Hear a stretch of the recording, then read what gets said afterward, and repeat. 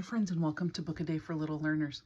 Friends, look at the size of this book. It's so big. This is a seahorse.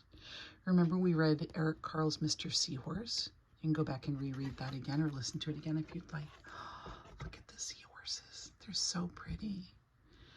My mother laid 180 eggs in a pouch on my father's tummy. Remember in Mr. Seahorse we found out that the mama puts the eggs into the daddy, and the daddy is actually the one that carries them. When we hatched, Father anchored himself to some seaweed and rocked until we all came out. Can you imagine?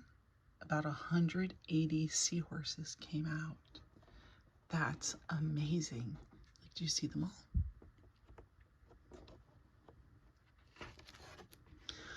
I am only 4 inches long.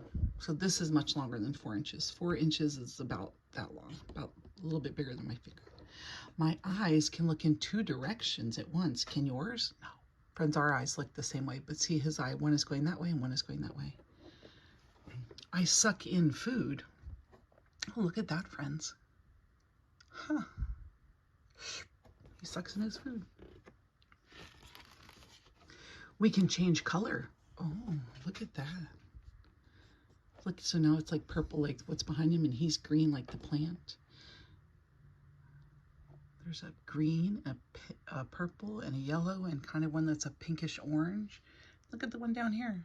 And it says, "Can you see me? I'm the green one." So it's this guy down at the bottom that's telling the story. It's from his point of view. My cousin is good at disguise. He is a leafy sea dragon from Florida. Friends, I have seen leafy sea dragons, and they really do look like this. They look like they have leaves attached to them. They're hard to see in the seaweed. I am too tiny to give you a ride.